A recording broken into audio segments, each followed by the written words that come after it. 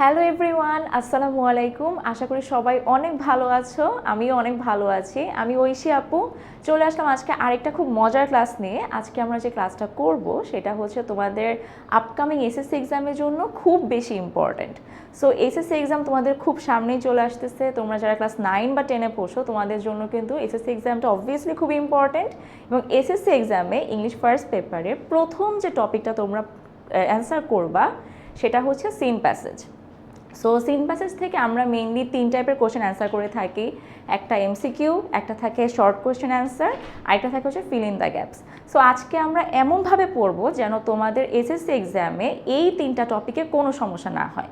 ইনশাল্লাহ I will try my best এবং আমি আশা করব যে ক্লাসের শেষ পর্যন্ত তোমরা এই ভিডিওটা দেখবা এবং তোমরা আমাকে পরে আপডেট জানাবা যে তোমাদের সিন প্যাসেজ নিয়ে কি এখন আইডিয়া। তোমাদের সিন প্যাসেজ নিয়ে এখন কি আর ভয় লাগে নাকি লাগে না, এগুলো তোমরা আমাকে পরে জানাতে পারবে ফর শিওর। বাট আজকে আমরা সিন প্যাসেজ থেকে 3টা টাইপের কোশ্চেন অ্যান্সার করব এবং এই জন্য আমরা কিন্তু তোমাদের বই থেকে যেই প্যাসেজটা খুব বেশিবার এসেছে এসএসসি এক্সামে ওইরকম একটা টপিক কিন্তু আজকে আমরা কমপ্লিট করব। সো চলো আজকে পড়াশোনা শুরু করে দেই। আশা করি আমরা নেক্সট 1.5 ঘন্টায় অনেক ভালো জিনিসপত্র শিখবো এবং যেটা আমাদের এসএসসি এক্সামে খুব বেশি হেল্প করবে। So let's go. So before jumping into hour real lesson আমরা আজকে একটু জানবো যে আমাদের যে প্রমোশনাল অ্যাক্টিভিটিস এটা নিয়ে একটু আমাদের কথা বলতে হবে যে আমাদের কিন্তু মাস্টার বুক আছে এবং অবভিয়াসলি তোমার মাস্টার বুক অলরেডি পেয়ে গিয়েছো, যারা এখনও পাওনি তারা ইনশাল্লাহ খুব সুন পেয়ে যাবে। মাস্টার বুক তুমি কিভাবে পড়বা সেটা নিয়ে একটু কথা বলার ছিল। সবার কাছে মাস্টার বুক থাকে বাট সবাই হয়তো অতটা আইডিয়া রাখতে পারো না যে কিভাবে পড়লে দ্য বেস্ট ওয়ে, যেটা সবচেয়ে ভালো এফেক্টিভ ওয়ে হবে আমার মাস্টার বুক পড়ার জন্য, সেটা নিয়ে একটু কথা বলতে হবে। সেটা হচ্ছে ম্যাপ পদ্ধতি। সো যদি আমরা দেখি map, MAP, so M for হচ্ছে মাস্টার। মাস্টার বলতে তোমার মাস্টার বুকে যেই পার্টটাতে খুব সুন্দর করে আমরা টপিকগুলো বুঝিয়ে দিয়েছি, অ্যানালাইসিস করে দিয়েছি, সেটাকে বলা হয় হচ্ছে মাস্টার। দেন আসি অ্যাপ্লাই। অ্যাপ্লাই পার্টে তোমরা দেখবা যে সেখানে খুব সুন্দর করে এমসিকিউ কোশ্চেন্স দেওয়া আছে, তারপর গ্যাপস দেওয়া আছে, মানে মেইনলি তোমাদের এক্সামের জন্য যেই যেই টপিকগুলো বেশি দরকার ওরকম করে কোশ্চেন সেট করা আছে, সেটা হচ্ছে আমাদের অ্যাপ্লাই পার্ট। এবং লাস্ট একটা পার্ট আছে সেটা হচ্ছে প্রুভ। সো প্রুভে হচ্ছে গিয়ে মেইনলি তোমার নিজেকে নিজে অনুশীলন করতে হবে, তোমার নিজেকে নিজে একটা পরীক্ষা, একটা টেস্টের মধ্য দিয়ে যেতে হবে যেখানে তুমি অনেক টাইপের কোশ্চেন্স পাবা, সৃজনশীল কোশ্চেন পাবা, ক্রিয়েটিভ কোশ্চেন্স পাবা, দেন ব্রড কোশ্চেন পাবা, সেগুলো তুমি সুন্দর মতো পড়ে তুমি কিন্তু নিজে নিজে একটা টেস্ট দিতে পারো। সো এটা হচ্ছে আমাদের মাস্টার বুক পড়ার পদ্ধতি, মাস্টার, অ্যাপ্লাই এবং প্রুভ, MAP অর্থাৎ ম্যাপ পদ্ধতি। সো এখন আসি হচ্ছে আমাদের নতুন সংযোজন 10 মিনিট স্কুলে, যেটি হচ্ছে 10-10। সো 10-10 হচ্ছে মেইনলি আমাদের AI ডাউট সলভার, যেটা তুমি 24/7 অর্থাৎ সারা দিন প্রতিদিন তুমি কিন্তু ইউজ করতে পারবা। এবং এখানে মেইনলি কি হবে, সাপোজ তুমি ক্লাস 10-এ পড়ো এবং তুমি হচ্ছে ইংলিশের একটা টপিক বা সায়েন্সের কোনো একটা টপিক তোমার বুঝতে একটু প্রবলেম হচ্ছে। সো তুমি কিন্তু এখানে আস্ক করতে পারো যে এটা আমাকে ক্লাস 10 অনুযায়ী একটু বুঝিয়ে দাও, তো সে কিন্তু তোমাকে সুন্দর করে বুঝিয়ে দিবে।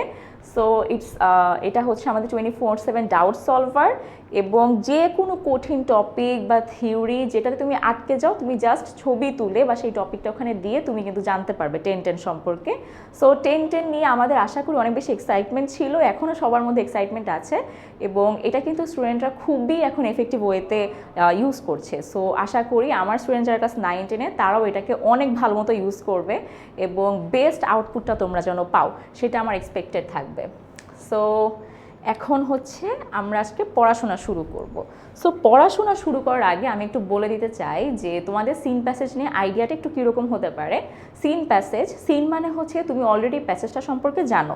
সো অলরেডি প্যাসেজটা সম্পর্কে তুমি কিভাবে জানো সেটা জানো তোমার বই থেকে। সো তোমার বইয়ের কিছু খুবই ইম্পর্ট্যান্ট প্যাসেজ আছে। সো বই যদি খুলে দেখো দেখবা অনেক অনেক প্যাসেজ। এখন সব প্যাসেজ কি তোমার জন্য ইম্পর্ট্যান্ট কিনা আমি বলবো সব প্যাসেজই ইম্পর্ট্যান্ট, ইকুয়ালি ইম্পর্ট্যান্ট, বাট কিছু প্যাসেজ তোমাকে একটু ট্যাক্টফুলি বেশি ভালো মতো পড়তে হবে। সেগুলো কোনগুলো, সেগুলো হচ্ছে যেগুলো অলরেডি কয়েকবার বোর্ডস এক্সামে চলে আসছে। সো এই জন্য তুমি হচ্ছে গিয়ে তোমার যে টেস্ট পেপার থাকে বা তোমার যে কোশ্চেন ব্যাংক বা আমাদের মাস্টার বুক, সেখানে দেখবা যে তোমার কোন প্যাসেজগুলো বেশি বেশি করে বোর্ডে এসেছে, যে প্যাসেজগুলো বোর্ডে বেশি বেশি এসেছে সেগুলোকে তুমি একটু বেটার ওয়েতে প্র্যাকটিস করবা। আর যেগুলো মানে খুব বেশি আসে নাই বা একদমই আসে নাই, যেগুলো একদমই আসে নাই সেটা তুমি কিন্তু একটু পরেও পড়তে পারো, বাট যেগুলো এসেছে সেগুলো তোমাকে একটু বেশি ইম্পর্টেন্স দিয়ে পড়তে হবে। সো ওই হিসাব করে আমরা তোমাদের ইংলিশ ফার্স্ট পেপারের সবচেয়ে ইম্পর্ট্যান্ট যে প্যাসেজটা আমাদের কাছে মনে হয়েছে, যেটা এর আগে বহুবার বোর্ডসে এসেছে, সেটা আজকে আমরা সলভ করব। তো এখান থেকে আমি আবারও বলছি, আমরা 3 টাইপের কোশ্চেন সলভ করব, এমসিকিউ, শর্ট অ্যান্সার কোশ্চেন বা শর্ট কিউএনএ, অ্যান্ড লাস্টে আমরা করবো হচ্ছে ফিল ইন দ্য গ্যাপস। তো আশা করি এই প্যাসেজ থেকে তোমাদের ইনশাল্লাহ কখনোই কোনো সমস্যা হবে না, এবং তারপর সমস্যা হলে আমাদের তো ক্লাসে দেখা হচ্ছেই। সো আমরা দেখতে পাচ্ছি ইউনিট 2 লেসন 1। আচ্ছা, অনেকেই হয়তো অলরেডি বুঝে গেছো এটা কোন লেসন, বিকজ এটা খুবই ফেমাস একটা লেসন। সেটা হচ্ছে the greed of the mighty rivers, the greed of the mighty rivers. এবং আমরা দেখতে পাচ্ছি যে এই প্যাসেজটা Rajshahi board 2024, Jessore board 23, Barisal board 22, Dinajpur board 19 এবং চিটাগাং বোর্ড 19-এ কিন্তু চলে এসেছে। এটা আরও বহুবার এসেছে, বাট এখানে কয়েকটাই লেখা হয়েছে। সো উই ক্যান আন্ডারস্ট্যান্ড যে আমাদেরকে কিভাবে সিন প্যাসেজের জন্য আমরা মোস্ট ইম্পর্ট্যান্ট প্যাসেজগুলোকে অ্যাকচুয়ালি সিলেক্টেড করব। ঠিক আছে, এই কাজটা কিন্তু অ্যাকচুয়ালি তোমাদের, তোমরা নিজেরা যখন পড়বা নিজেরা একটু অ্যানালাইসিস করবা যে এখানে কোন প্যাসেজটা আমার জন্য বেশি ইম্পর্ট্যান্ট আমার সিন প্যাসেজের জন্য। বিকজ আমি জানি অনেকেরই সিন প্যাসেজে অনেক সমস্যা হয়, এবং আমাকে অনেকেই মেসেজ দাও যে আপু সিন প্যাসেজ কীভাবে অ্যান্সার করবো এই সেই। সো লেটস গো, আজকে আমরা শুরু করি। সো একটু দেখি আমরা আমাদের যে লেসনের নামটা আছে, the greed of the mighty reverse. এখানে দুইটা ওয়ার্ড আছে, একটা হচ্ছে গ্রিড আর একটা হচ্ছে মাইটি। সো এই দুইটা ওয়ার্ড মানে কি এবং এগুলো কোন পার্ট অফ স্পিচ একটু জেনে নেই। গ্রিড মানে হচ্ছে লোভ, বা তুমি বলতে পারো ক্ষুধা, এবং এটা সিনোনিম হতে পারে হচ্ছে হাঙ্গার। আমরা জানি ক্ষুধা মানে হচ্ছে হাঙ্গার, আর এটা হচ্ছে অ্যাপিটাইট। অ্যাপিটাইট মানে হচ্ছে গিয়ে কোনো কিছুর প্রতি অনেক বেশি ডিজায়ার বা ক্ষুধা, বা হচ্ছে গিয়ে তোমার লোভ, এই জিনিসটাকে বোঝায়। গ্রিড হচ্ছে অ্যাকচুয়ালি একটা নাউন, গ্রিড একটা নাউন। কেন নাউন? বিকজ এটা হচ্ছে গিয়ে তোমার, আমরা জানি কি নাউন হচ্ছে কোনো কিছুর নামকে বোঝায়। সো গ্রিড বলতে কি বোঝাচ্ছে? লোভ বা ক্ষুধা, যেটা হচ্ছে তোমার কি বলা যায় হিউম্যান নেচারের একটা বৈশিষ্ট্যের নাম। সো অবভিয়াসলি যেহেতু নাম, তাই এটা হবে হচ্ছে গিয়ে নাউন। দেন আমরা আসবো হচ্ছে মাইটি। মাইটি মাইটি শুনলেই কিন্তু আমরা বুঝি যে শক্তিশালী কোনো কিছু একটা। সো অবভিয়াসলি মাইটি মানে হচ্ছে শক্তিশালী বা প্রমত্তা। শক্তিশালীটা একটু বেশি ইজি মনে হচ্ছে, সো শক্তিশালী মনে রাখো। এবং মাইটি হচ্ছে একটা অ্যাডজেক্টিভ। কেন অ্যাডজেক্টিভ? বিকজ আমরা জানি যে অ্যাডজেক্টিভ হচ্ছে কোনো কিছুর দোষ, গুণ, অবস্থা, কোয়ালিটি, এগুলোকে বুঝিয়ে থাকে। সো মাইটি বা শক্তিশালী, আমি বললাম হি ইজ আ মাইটি পারসন, সে একজন শক্তিশালী মানুষ। সো শক্তিশালী দিয়ে আমি কি বোঝাচ্ছি? ওই মানুষটা একটা কোয়ালিটি বোঝাচ্ছি না, মানুষটা কেমন সেটা বোঝাচ্ছি। এই জন্য মাইটি কিন্তু কি হয়ে যাবে? অ্যাডজেক্টিভ হয়ে যাবে। এখন তোমরা আমাকে এবার বলতে পারো যে আপু আমি কেন এই জিনিসগুলো কোন পার্ট অফ স্পিচ কেন জানবো? ওয়েল, তুমি কেন জানবা? বিকজ এইরকম কোয়েশ্চেন কিন্তু সিন প্যাসেজে এসে থাকে। তোমার সিন প্যাসেজে 1-2টা কোয়েশ্চেন মাস্ট এরকম থাকে যে ওই লাইনটাতে ওই ওয়ার্ডটা কোন পার্ট অফ স্পিচ। সো আমরা যদি একটু ভালো মতো জেনে নেই আগের থেকে, একদম গোড়া থেকে যদি জেনে নেই যে কোনটা কোন পার্ট অফ স্পিচ, আমার কিন্তু প্যাসেজ নিয়ে আর কোনো সমস্যা হবে না। সো এখন আমরা আমাদের আসল পড়া শুরু করব। সো আমরা চলে যাচ্ছি হচ্ছে ইউনিট 2 লেসন 1, যেখানে আমাদের লেসনের নাম হচ্ছে the greed of the mighty reverse. তার মানে কি? নামটা শুনে কি মনে হচ্ছে? নামটা শুনেই মনে হচ্ছে যে কিছু নদী থাকবে, যেই নদীগুলোর অনেক বেশি ক্ষুধা, যেই নদীগুলোর অনেক লোভ, এবং সেই লোভের কারণে অ্যাকচুয়ালি আমরা যারা জনমানুষ, আমরা যারা সাধারণ মানুষ, আমাদের জীবনে সেটা কি প্রভাব ফেলতেছে, এটাই মেইনলি আজকে আমরা পড়ব। সো লেটস গো। আমাদেরকে খুবই একটা হৃদয় বিদারক একটা প্যাসেজ এখানে দেয়া হয়েছে, যে প্যাসেজটা অ্যাকচুয়ালি খুবই রিলেটেবল, শুধু তোমার আমার জন্য না। তুমি যদি দেখো যে বাংলাদেশে যে কোনো মানুষকে তুমি যদি জিজ্ঞাসা করো, তারা কিন্তু নদী ভাঙনের শিকার। হয়তো তারা না, বাট তাদের কোনো রিলেটিভ, তাদের কোনো ফ্যামিলি মেম্বার কিন্তু নদী ভাঙনের শিকার। সো নদী ভাঙন জিনিসটা একদমই যে খুবই রেয়ার, একদমই না। এবং এই যে প্যাসেজটা, এটা পড়ে আমরা আসলে জানতে পারবো যে নদী ভাঙনের জন্য অ্যাকচুয়ালি একটা মানুষের জীবনে কোন লেভেলের পরিবর্তন চলে আসে। So let's go. আমরা দেখছি এখানটা ক্যারেক্টার আছে যার নাম হচ্ছে Meherjan. Okay, so let's see. Meherjan lives in a slum on the Sirajganj town protection embankment. Okay, এটা অন হবে না, এটা ইন হবে, বাট ইটস ওকে, তোমরা বই থেকে দেখে নিতে পারবা। তো বলেছে Meherjan lives in a slum on the Sirajganj town protection embankment. তো প্রোটেকশন এমব্যাঙ্কমেন্ট কি মানে? আচ্ছা দেখি, স্লাম মানে হচ্ছে গিয়ে বস্তি, পাশে লিখে দেওয়া আছে। সিরাজগঞ্জ টাউন তোমরা বুঝতে পারছি। প্রোটেকশন এমব্যাঙ্কমেন্ট মানে হচ্ছে রক্ষাবাদ। What is রক্ষাবাদ? রক্ষাবাদ হচ্ছে নদী ভাঙনের শিকার যে মানুষগুলো হয় তাদের জন্য আমরা কি করি, তাদেরকে হচ্ছে আমরা একটা প্রোটেক্টেড স্পেসে রাখার চেষ্টা করি যখন তারা হচ্ছে গিয়ে এফেক্টেড হয় নদী ভাঙনের। সো ওই জায়গাটাকে বলা হচ্ছে প্রোটেকশন এমব্যাঙ্কমেন্ট। প্রোটেকশন মানে হচ্ছে রক্ষা, আর এমব্যাঙ্কমেন্ট এটা মানে হচ্ছে বাঁধ। এমব্যাঙ্কমেন্ট মানে হচ্ছে বাঁধ, আর প্রোটেকশন মানে হচ্ছে রক্ষা। এবং এই দুইটা জিনিসকে আমরা একত্র করে বলতে পারি প্রোটেকশন এমব্যাঙ্কমেন্ট বা রক্ষাবাদ। তো বুঝতে পারতেছি মেহেরজান, যিনি একজন নদী ভাঙনের শিকার মহিলা, একজন তিনি কি করেছেন, তিনি হচ্ছে একটা বস্তিতে থাকে। কোন বস্তি? সিরাজগঞ্জ টাউন প্রোটেকশন এমব্যাঙ্কমেন্ট বা সিরাজগঞ্জ টাউনের যে রক্ষাবাদ আছে সেখানে বস্তিতে কে থাকেন? মেহেরজান থাকে। The whispering wind from the river Jamuna makes the fire unsteady। আচ্ছা, এখানে কিছু খুব সুন্দর সুন্দর ফ্রেজেস আছে। উইসপারিং উইন্ড মানে কি? উইসপার মানে হচ্ছে ফিস করে কথা বলা। উইসপার মানে ফিস করে কথা বলা। আর উইসপারিং ওয়াইন্ড মানে হচ্ছে এমন একটা বাতাস যেটা ফিস করে শব্দ হয়। সো উইসপারিং ওয়াইন্ড মানে ফিসে বাতাস। ওকে।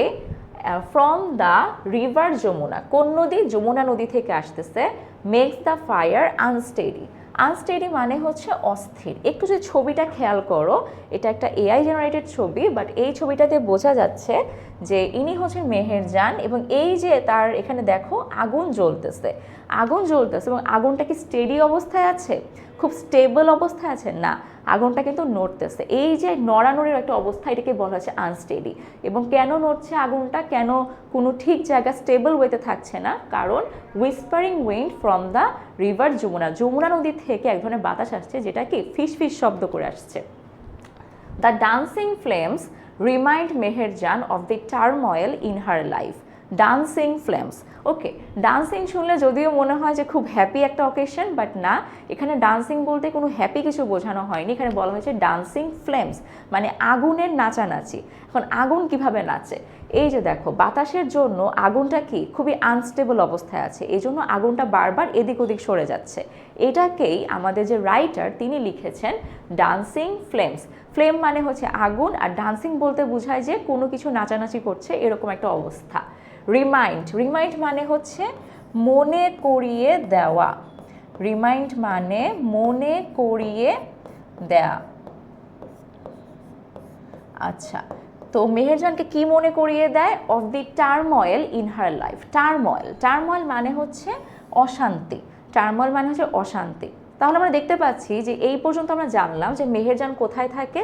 সে হচ্ছে সিরাজগঞ্জ টাউন প্রোটেকশন এমব্যাঙ্কমেন্ট বা রক্ষাবাদ, সেখানটা বস্তিতে থাকেন, এবং সে এখানে আগুন জ্বালিয়ে বসে আছেন। এই যে আগুনটা বারবার কি হচ্ছে, নড়ে যাচ্ছে বা আনস্টেডি অবস্থায় আছে, সেটা কেন আছে? কারণ যমুনা নদী থেকে এক ধরনের উইসপারিং ওয়াইন্ড বা হচ্ছে এক ধরনের ফিসে বাতাস আসছে। এবং এই যে ডান্সিং ফ্লেম, এই যে আগুনের এপাশ থেকে ওপাশে সরে যাওয়া, এটা হচ্ছে আমাদের মেহেরজানকে মনে করিয়ে দেয় তার জীবনে যে অশান্তি, যে দুঃখ, যে কষ্ট ছিল সেটার ব্যাপারে। সো দেখি যে তার জীবনে কি দুঃখ কষ্ট আছে। সো দুঃখ কষ্ট দেখার আগে আমরা একটু দেখব যে এই পুরো পার্টটা থেকে আমরা কি এমসিকিউ পেতে পারি। এবং এগুলো কিন্তু অ্যাকচুয়ালি বোর্ডে এসেছে। যেমন এটা হচ্ছে রাজশাহী বোর্ড 2024-এ থাকা একটা কোয়েশ্চেন, যেটা আমাদের মাত্র প্রথম 3টা লাইন থেকে কিন্তু এসেছে। সো লেটস সি কোয়েশ্চেনটা কি। দ্য ওয়ার্ড টার্ময়েল ইন্ডিকেট মানে কি? ইন্ডিকেট মানে হচ্ছে নির্দেশ করা। এই ইন্ডিকেট ওয়ার্ডটা তোমরা সিন প্যাসেজ অ্যান্সার করার সময় কয়েকভাবে পাবা। নির্দেশ করা হবে এটা। ওকে, নির্দেশ করা, যেটা বলছিলাম যে এই ইন্ডিকেট ওয়ার্ডটা তোমরা কিন্তু কয়েকভাবে তোমাদের সিন প্যাসেজে পাবা। কিভাবে পাবা? যেমন একটা সেন্টেন্স দিয়ে দিবে, সেটা কি ইন্ডিকেট করে, ওয়ার্ড দিয়ে দিবে, সেটা কি ইন্ডিকেট করে, এরকম। সো লেটস সি টার্ময়েল কি ইন্ডিকেট করছে। অপশন এ হচ্ছে এজিটেশন, অপশন বি হচ্ছে রিডাকশন, অপশন সি হচ্ছে কনস্ট্যান্ট এবং লাস্ট অপশন হচ্ছে রিজিড। সো তুমি কিন্তু অ্যাকচুয়ালি অ্যান্সার ঠিকমতো করতে পারবা না যদি না তুমি এই সবগুলোর মিনিং খুব ভালো মতো জেনে থাকো। সো ইটস অ্যাকচুয়ালি এটা হচ্ছে ভোকাবুলারি একটা পার্ট যেখানে তোমার অনেক বেশি ওয়ার্ড সম্পর্কে জানতে হবে। So it's nothing that tough, because তুমি যদি বেশি বেশি প্র্যাকটিস করো এগুলো হয়ে যায়। সো লেটস সি, এজিটেশন মানে হচ্ছে মেইনলি তোমার বিরক্তি বা উত্তেজনা। উত্তেজনা হতে পারে আবার বিরক্তিও হতে পারে, বিরক্তি বিরক্তি হতে পারে আবার কি উত্তেজনাও হতে পারে। আচ্ছা, তারপরে আছে হচ্ছে আমাদের নেক্সট ওয়ার্ডটা, সেটা হচ্ছে রিডাকশন। রিডাকশন মানে হচ্ছে কমানো বা হ্রাস করা। কনস্ট্যান্ট, কনস্ট্যান্ট মানে হচ্ছে কোনো কিছু ধ্রুবক বা কোনো কিছু অবিরাম বা কোনো কিছুর কোনো চেঞ্জ নাই, এটা এভাবেই চলছে, এটাকে আমি কি বলতে পারি, কনস্ট্যান্ট বলতে পারি। লাস্ট অপশন হচ্ছে রিজিড। রিজিড মানে হচ্ছে খুবই কঠিন, খুবই স্ট্রিক্ট কোনো কিছু বা কঠোর। So let's C turmoil. একটু আগের পেজটা যাই। টার্ময়েল বলতে কি ছিল বলো তো? অশান্তি, দুঃখ, কষ্ট। এটার সাথে রিডাকশন মানে হচ্ছে কমানো। কমানো, এটাকে কোনো মিল আছে? নাই। কনস্ট্যান্ট, কনস্ট্যান্টের কোনো মিল আছে? অবিরাম, আর ওখানে ছিল অশান্তি, নাই। রিজিড, রিজিড মানে হচ্ছে কঠোর বা অনমনীয়, মানে খুবই টাফ স্ট্রিক্ট একটা অবস্থা। অশান্তি মানেই যে অলওয়েজ স্ট্রিক্ট হবে তা কিন্তু না, তাহলে এটাও হচ্ছে না। সো আমাদের অপশন হচ্ছে এজিটেশন। এজিটেশন মানে হচ্ছে বিরক্তি বা উত্তেজনা। সো এজিটেশনটা নর্মালি তোমার নেগেটিভ সেন্সে বেশি ব্যবহার করা হয় এবং বাকি তিনটা অপশন যেহেতু এখানে কাজে লাগতেছে না, দ্যাটস ওয়াই আমাদের রাইট অ্যান্সার হচ্ছে এখানে এজিটেশন। তাহলে টার্ময়েল ইন্ডিকেট করবে কোন ওয়ার্ডটাকে? এজিটেশন। এবং এটা কবে এসেছিল? রাজশাহী বোর্ড 2024। সো 2 বছর আগেই এসেছে, সো তোমাদের বেলায় আসতেই পারে। আচ্ছা, এখন আমরা পরের পার্টটায় যাব। পরের পার্টটায় যেয়ে দেখি যে মেহেরজান, এই যে মেহেরজান, তার জীবনে যে কষ্টটা কিভাবে অ্যাকচুয়ালি আসলো সেটা নিয়ে একটু দেখব। So let's C, not long ago. Not long ago, এটা মানে হচ্ছে খুব বেশি দিন আগে নয়, খুব বেশি দিন আগে না। Meherjaan had everything. মেহেরজানে কি ছিল? সব ছিল। আ ফ্যামিলি, অ্যারেবল ল্যান্ড অ্যান্ড ক্যাটেল। একটা পরিবার ছিল। এরাবল ল্যান্ড, এরাবল ল্যান্ড মানে হচ্ছে চাষযোগ্য জমি। এরাবল মানে হচ্ছে চাষযোগ্য, আর ল্যান্ড মানে হচ্ছে জমি। অ্যান্ড কেটেল, কেটেল বলতে এখানে বোঝানো হয়েছে তোমার গরু, মহিষ, যারা হচ্ছে মেইনলি কৃষিকাজে থাকে আর কি, এটাকে বোঝানো হচ্ছে কেটেল। দ্য ইরোজন, ইরোজন মানে হচ্ছে ভাঙন। এই যে আমরা বলতেছি না নদী ভাঙন, নদী ভাঙন, সো নদী ভাঙন মানে হচ্ছে রিভার ইরোজন। সো ইরোজন মানে হচ্ছে গিয়ে কি? শুধু ভাঙন। Of the Jamuna gradually consumed. Consume মানে কি বলতো? আমরা গ্রহণ করা, গ্রাস করা, খেয়ে ফেলা, এগুলোকে বলা হচ্ছে কনজিউম। সো এখানে বলেছে যে খুব বেশি দিন আগে না, মেহেরজান হ্যাড এভরিথিং। মেহেরজানের সব ছিল। কি কি ছিল? আ ফ্যামিলি, অ্যারেবল ল্যান্ড অ্যান্ড কেটেল। একটা পরিবার ছিল, চাষযোগ্য জমি ছিল এবং কি ছিল? গরু, মহিষ, ছাগল, কেটেল ছিল। সো তার মানে কি? মেহেরজানের তখন সবই ছিল। মেহেরজানের একটা ভালো ইনকাম সোর্স ছিল, মেহেরজানের তখন মানুষ ছিল, আপন মানুষ ছিল। সো এই যে জিনিসগুলো ছিল, এখন কিন্তু তার কাছে এগুলো আর নাই। এবং এটা কেন নাই? The erosion of the Jamuna, মানে যমুনা নদীর যে ভাঙন, গ্র্যাজুয়ালি মানে হচ্ছে ধীরে ধীরে, গ্র্যাজুয়ালি মানে হচ্ছে ধীরে ধীরে। এখন আমি যদি একটা কথা বলি যে গ্র্যাজুয়ালি কোন পার্ট অফ স্পিচ হবে, যদি ভালো মতো দেখি অনেকে তোমরা এখানে অলরেডি গেস করে ফেলছো যে যেখানে ly আছে দ্যাট মিনস এটা হচ্ছে অ্যাডভার্ব হবে, but this is not always true. তোমার ly থাকলেই যে সব কিছু তোমার অ্যাডভার্ব হয়, দিস ইজ নট ট্রু। এটা একটু আজকে আমরা জানবো, বিকজ এটা অনেকেই ভুল জানো এবং অনেকেই খুবই কনফিডেন্টলি অ্যান্সারটা দিয়ে দাও যে ly মানেই adverb. So let's C, gradual মানে হচ্ছে ধীরে ধীরে, তার সঙ্গে ly যখন অ্যাড হয়ে যাচ্ছে, সো গ্র্যাজুয়ালি এটা হচ্ছে অ্যাকচুয়ালি একটা অ্যাডজেক্টিভ প্লাস ly, এবং আমরা জানবো যে অ্যাডজেক্টিভ প্লাস ly যদি থাকে সেটা হবে হচ্ছে অ্যাডভার্ব। ঠিক আছে, নেক্সট আমি একটা ওয়ার্ড লিখেছি হোমলি। হোম কি বলতো? হোম কি কোনো অ্যাডজেক্টিভ? না, হোম হচ্ছে একটা নাউন, বিকজ এটা একটা বাসযোগ্য স্থানের নাম। সো হোম হচ্ছে তোমার নাউন। নাউনের সঙ্গে যদি ly থাকে সেটা হয়ে যাবে হচ্ছে অ্যাডজেক্টিভ। তাহলে নাউনের সঙ্গে যদি থাকে সেটা হবে হচ্ছে অ্যাডজেক্টিভ, আর যদি অ্যাডজেক্টিভ প্লাস ly থাকে সেটা হয়ে যাবে হচ্ছে অ্যাডভার্ব।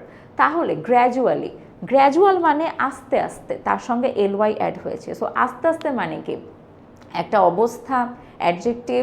তাহলে এই জিনিসটাকে আমরা কি বলবো, অ্যাডজেক্টিভ প্লাস ly, তাই গ্র্যাজুয়ালি হচ্ছে অ্যাডভার্ব। বাট আমি যদি কখন বলি হোমলি, তখন কি হয়ে যাবে, তখন এটা হচ্ছে অ্যাডজেক্টিভ হয়ে যাবে, বিকজ হোম হচ্ছে একটা নাউন, নাউন প্লাস ly হচ্ছে অ্যাডজেক্টিভ। সো এটাও কেন পড়ালাম, বিকজ 3 প্যাসেজে এই ধরনের কোশ্চেন চলে আসছে তোমাদের এমসিকিউতে। বললাম যেটা কোনটা কোন পার্ট অফ স্পিচ খুবই কমন একটা কোশ্চেন। সো আশা করি সেটা আমাদের কোনো প্রবলেম হবে না।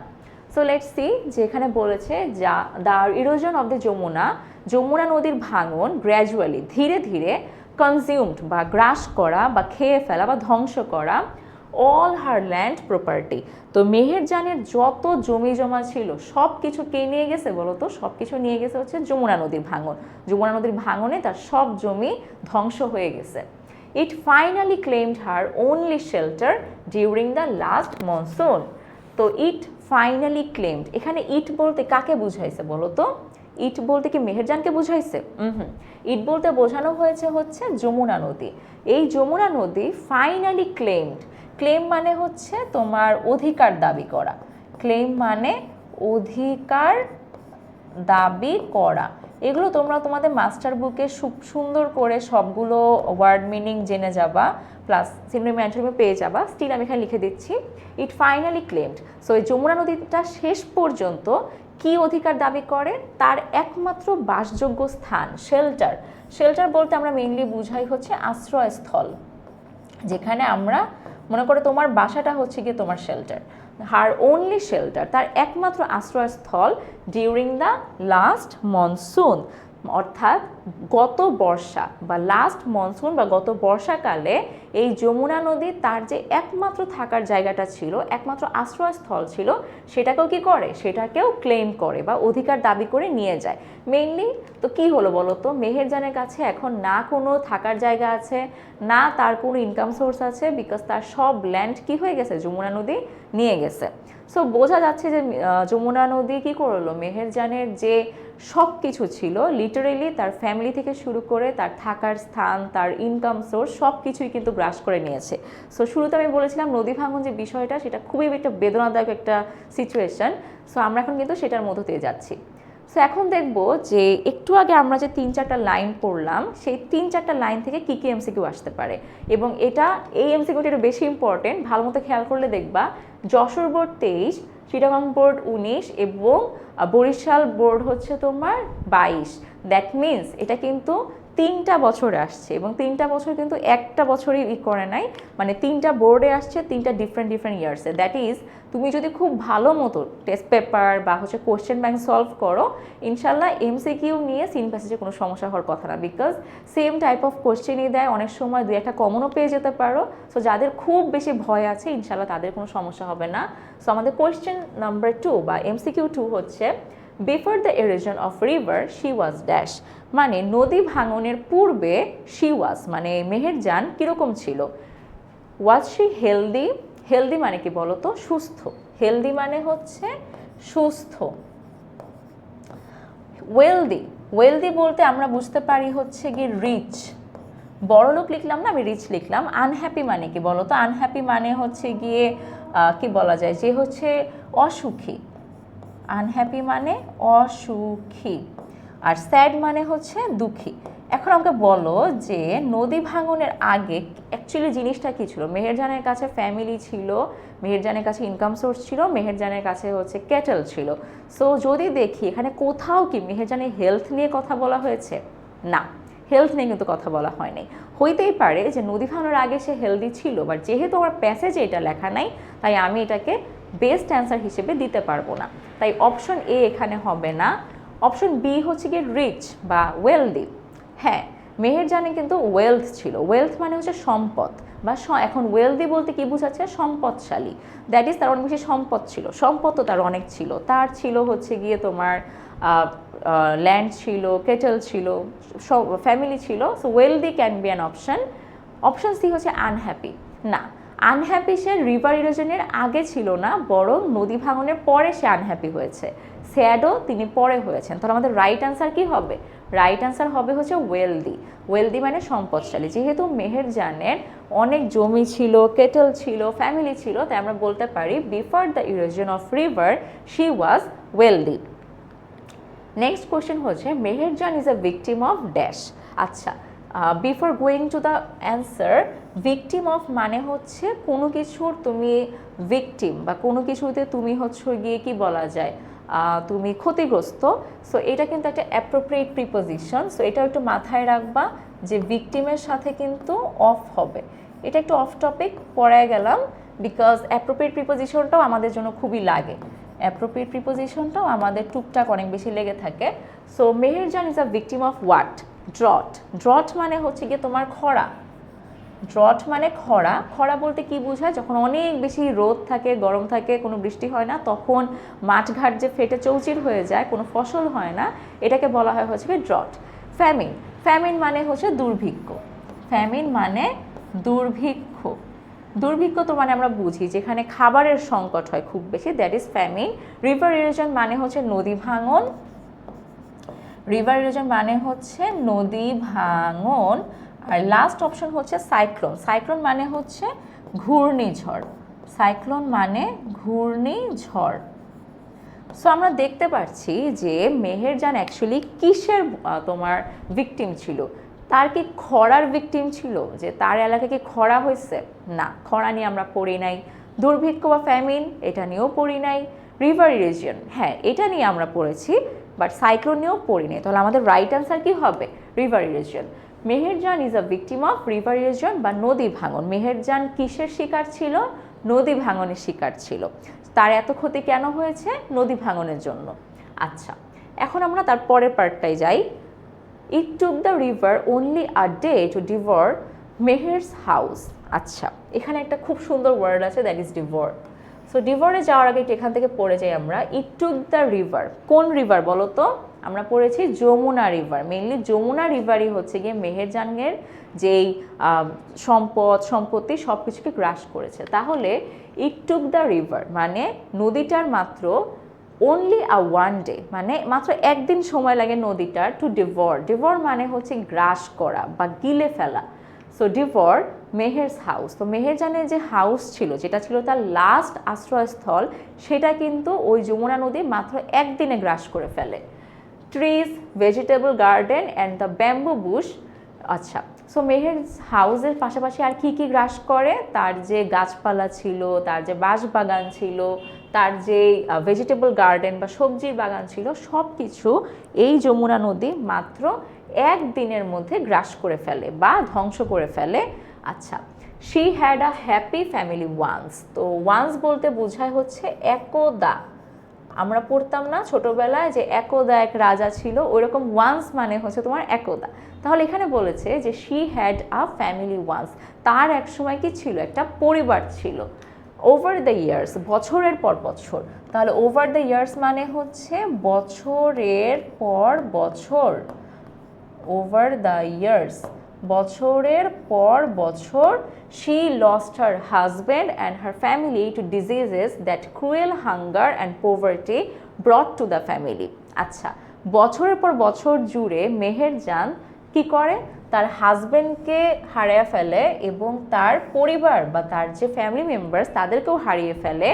টু ডিজিজেস, কিসের জন্য? কিছু রোগের জন্য। That cruel hunger and poverty.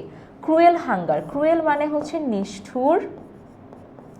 Cruel মানে হচ্ছে নিষ্ঠুর, এটা একটা অ্যাডজেক্টিভ। হাঙ্গার হচ্ছে ক্ষুধা, এটা একটা নাউন। নাউনের জন্য আমি পাশে ব্র্যাকেটে এন লিখছি, আর ক্রুয়েলের জন্য আমি উপরে অ্যাডজেক্টিভ, সো আমি ADJ লিখছি। অ্যান্ড পোভার্টি, পোভার্টি মানে হচ্ছে দরিদ্রতা বা দারিদ্র, whatever you want to say, এটা হচ্ছে noun. Brought to the family. তাহলে জিনিসটা কি হইলো? পুরো মিনিংটা দাঁড়াইলো এরকম যে বছরের পর বছর জুড়ে মেহেরজান তার হাজব্যান্ড এবং তার পরিবারের সদস্যদের হারিয়ে ফেলে। কিভাবে হারিয়ে ফেলে?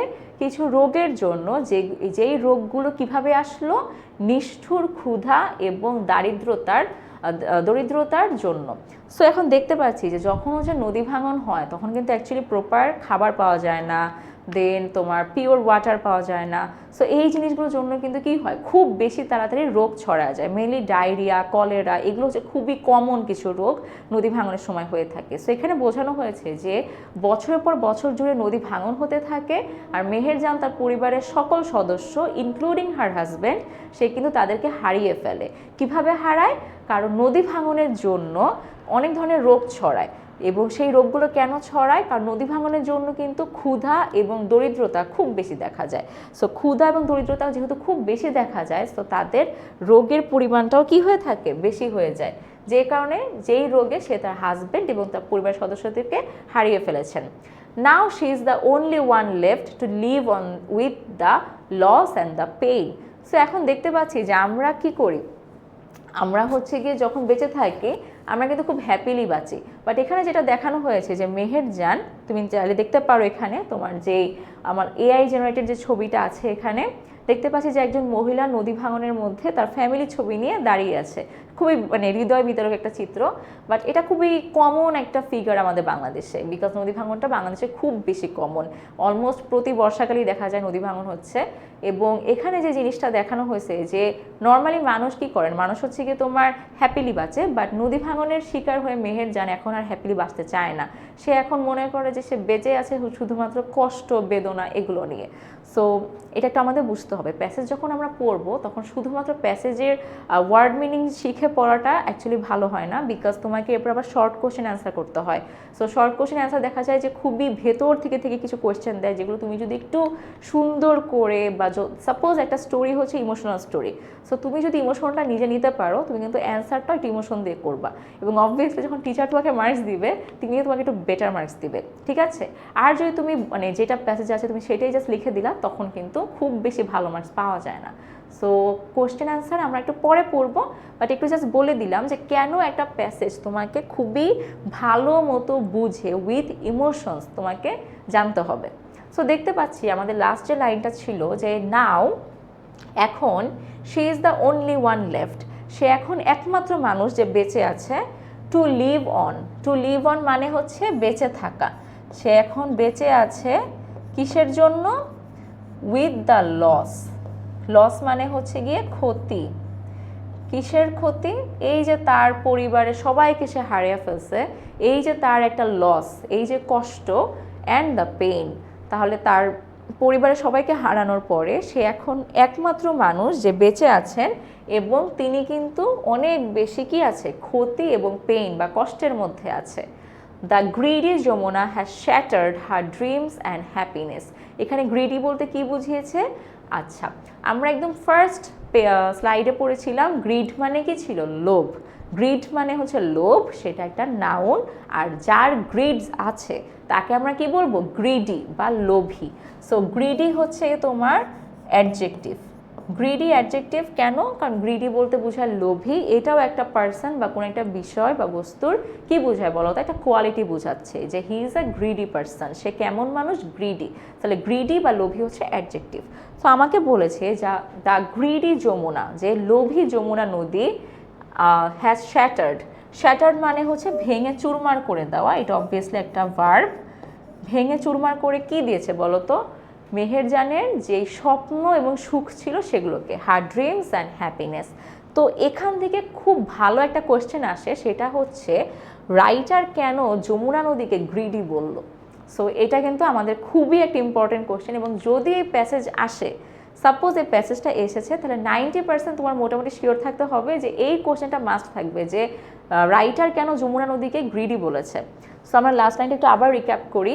দ্য গ্রিডি যমুনা, লোভী যমুনা, হ্যাজ শ্যাটার্ড, তার যেই কি করেছে? ভেঙে চুরমার করে দিয়েছে হার ড্রিমস অ্যান্ড হ্যাপিনেস, মেহেরজানের যেই স্বপ্ন এবং সুখ ছিল সেগুলোকে ভেঙে চুরমার করে দিয়েছে। সো এখান থেকে কিছু কোয়েশ্চেন আমরা দেখবো এমসিকিউ এর, এবং দেখতে পাচ্ছি এই কোয়েশ্চেনটা এসেছে হচ্ছে রাজশাহী বোর্ড 2024, তাহলে 2 ইয়ার্স আগেই এসেছে। সো তোমাদের বেলা আসতে পারে, ভালো মতো পড়ে নাও। আচ্ছা, সো কোয়েশ্চেন এসেছে দ্য ওয়ার্ড শ্যাটার মিনস। আচ্ছা, শ্যাটার মানে একটু আগে আমরা যাই, শ্যাটার মানে হচ্ছে ভেঙে চুরমার করে দেওয়া। তাহলে আমরা জানি শ্যাটার মানে হচ্ছে কোনো কিছুকে ভেঙে চুরমার করে দেওয়া। এখন তুমি কি করবা? তুমি শ্যাটার মানে তুমি জানো, সো এখন এটার সাথে বাকি চারটার কোনটা সবচাইতে ভালো মিলে সেটা তোমাকে অ্যান্সার করতে হবে। আচ্ছা, এখন এখানে একটা টিপ বলে দেই। অনেক সময় এমন হয় যে তোমার কাছে মনে হচ্ছে দুইটা অ্যান্সার আছে, দুইটাই খুব বেশি কারেক্ট এবং হয়তো দুইটাই অ্যাকচুয়ালি অ্যান্সার হতে পারে। সো তখন তুমি কি করবা? সো তখন যেটা আর কি মানে বেস্ট ওয়ে পসিবল সেটা হচ্ছে, সাপোজ বি আর সি দুইটা অ্যান্সারই কারেক্ট, সো তখন তুমি বিটা অ্যান্সার করবা। আর যদি এমন হয়, মোস্টলি এখন যেটা আমি মাত্র বললাম সেই সিচুয়েশনটা খুব যে বেশি বোর্ড এক্সামে আসে তা না, আর যদি এসে থাকে তাহলে তুমি তো প্রথমটা অ্যান্সার করলা। আরেকটা জিনিস হচ্ছে, অনেক সময় এমন হয় যে আমাদের কাছে মনে হয় যে দুইটা অ্যান্সারই রাইট, এখন সেখান থেকে তোমার যেটা বেস্ট মনে হবে সেটা কিন্তু তোমাকে দাগাইতে হবে। যেমন আমরা কিন্তু এমসিকিউর আরেকটা নাম জানি চুজ দ্য বেস্ট অ্যান্সার, ঠিক আছে? চুজ দ্য বেস্ট অ্যান্সার মানে কি? হইতে পারে সেখানে তিনটা অপশন আছে, তিনটাই তুমি মানে মোটামুটি শিওর হইতে পারে, বাট তার মধ্যে যেটা তোমাকে ডিরেক্টলি প্যাসেজে এক লাইনে বলে দেওয়া আছে বেস্ট অপশন হচ্ছে কি ওইটা তোমার জন্য। সো লেটস সি এখানে কি বলেছে। The word shatter means, shatter মানে কোনো কিছু ভেঙে চুরমার করে দেওয়া। আচ্ছা, এটা যখন আমি বলতেছি শ্যাটার, তখন তুমি কি ভাবতেছো যে একটা প্লেট আমার হাত থেকে ঠাস করে পড়ে গেল, সাপোজ একটা আয়না আমার হাত থেকে পড়ে গেল, আয়নাটা যেভাবে ভেঙে যাবে ফ্লোরে সেটা হচ্ছে শ্যাটার। এখন দেখো ওই জিনিসটাকে তুমি কিসের সাথে সবচেয়ে বেশি রিলেট করতে পারো? ফার্স্টে আছে টু ডিস্ট্রয় সামথিং। আচ্ছা, ডিস্ট্রয় সামথিং মানে হচ্ছে কোনো কিছু ধ্বংস করা। এখন শ্যাটার মানে হচ্ছে ভেঙে চুরমার করা, ডিস্ট্রয় মানে হচ্ছে ধ্বংস করা। কথা হচ্ছে যখন কোনো কিছু শ্যাটার্ড হবে সেটা অবভিয়াসলি কি হবে? ডিস্ট্রয়েড হবে। বাট আমি যদি কোনো একটা কিছু, সাপোজ আমি হচ্ছে একটা পেপারকে বা কোনো কিছুকে আমি ধরো আগুন দিয়ে সেটাকে ডিস্ট্রয় করে দিলাম, আগুন লাগায় ডিস্ট্রয় করে দিলাম, সেটাকে আমি শ্যাটার বলতে পারবো না। তাই অনেকেই এই ভুলটা করবা যে ফার্স্ট অপশন দেখবা টু ডিস্ট্রয় সামথিং, শ্যাটার মানে ডিস্ট্রয়, সো দিয়ে দেই। এটা করা যাবে না, ঠিক আছে? ডিস্ট্রয় হইতে পারে নাও হইতে পারে, এরকম একটা অপশন আছে, সো এটাকে আমরা হোল্ডে রাখবো, পরেরগুলো পড়বো। অপশন বি হচ্ছে to break something into pieces, কোনো কিছুকে একদম এটার যে টুকরো টুকরো করে ভেঙে ফেলা। এটা হইলেও হতে পারে, সিআরডি দেখে তারপর আমরা শিওর হব যে বি হবে কিনা। অপশন সি হচ্ছে টু ইরেক্ট সামথিং। ইরেক্ট মানে হচ্ছে কোনো কিছুকে তুমি নির্মাণ করছো বা কোনো কিছু তুমি বিল্ড করছো, that is erect. Last option হচ্ছে টু কমপ্লিট সামথিং, কোনো কিছুকে পরিপূর্ণতা দান করা। এখন কমপ্লিট তো জীবনেও হবে না, বরং শ্যাটারের অপোজিট ওয়ার্ড হতে পারে কমপ্লিট, কারণ শ্যাটার মানে হচ্ছে ভেঙে ফেলা আর কমপ্লিট মানে হচ্ছে পরিপূর্ণ করা, সো কমপ্লিট হবে না। টু ইরেক্ট সামথিং, ইরেক্ট মানে হচ্ছে বিল্ড করা আর শ্যাটার মানে হচ্ছে ভেঙে ফেলা, সো অবভিয়াসলি এই দুটাও অপোজিট। এ আর বি এর মধ্যে কোনটা বেস্ট? এ হচ্ছে ডিস্ট্রয় আর বি হচ্ছে একদম স্পেসিফিকভাবে তোমাকে বলে দিয়েছে to break something into pieces, মানে কোনো কিছু একদম টুকরো টুকরো করে ভেঙে ফেলা, যেটা আমার শ্যাটার বা ভেঙে চুরমার করে দেওয়ার সঙ্গে বেস্টভাবে যায়। তাই আমার রাইট অ্যান্সার হবে হচ্ছে option B, to break something into pieces. আচ্ছা, এখন আমরা অপশন এমসিকিউ 6-এ যাব। Meher's life was very happy before, মেহেরের যে জীবন সেটা খুবই মানে হ্যাপি ছিল, কখন ছিল? বিফোর, কিসের আগে ছিল তাহলে বলো তো? আমরা বুঝতেই পারছি কিসের আগে হবে, সেটা নদী ভাঙনের আগে, বাট দেখি অপশন কি দেওয়া আছে। দ্য লিবারেশন, লিবারেশন মানে এখানে লিবারেশন ওয়ার হবে, লিবারেশন ওয়ার বলতে বোঝায় হচ্ছে মুক্তিযুদ্ধের আগে। So before the liberation war, কোথাও কি লিবারেশন ওয়ার নিয়ে কোনো কথা ছিল না, তাহলে এটা হবে না। অপশন বি হচ্ছে the destruction of the river Jamuna, Jamuna নদীর যে ধ্বংস, ডিস্ট্রাকশন মানে হচ্ছে ধ্বংস এবং এটা একটা noun, so the destruction of the river Jamuna নদীর যে ধ্বংস সেটার আগে, এটা হতে পারে এবং এটাই এ পর্যন্ত সবচেয়ে বেস্ট ওয়েতে পুট আপ হয়েছে। অপশন সি হচ্ছে দ্য ভিক্টরি মানে বিজয়, বিজয়ের নিয়ে কোনো কথা বলা হয়নি। দ্য ইন্ডিপেন্ডেন্স বা স্বাধীনতার আগেও কোনো কথা বলা হয়নি, তাহলে আমাদের একমাত্র রাইট অ্যান্সার এখানে হচ্ছে the destruction of the river Jamuna বা যমুনা নদীর ধ্বংসচিত্রের আগে। তাহলে আমি পুরোটা আবার পড়ি। Meher's life was very happy before the destruction of the river Jamuna, Jamuna নদীর যে ধ্বংস ছিল সেই ধ্বংসের আগে মেহেরের জীবন কি ছিল? খুবই হ্যাপি ছিল। সো এটাই এখানে আসছে। এখন আমরা পরের পার্টটায় যাই। There are 1000 others waiting to share the same fate like Meherjaan.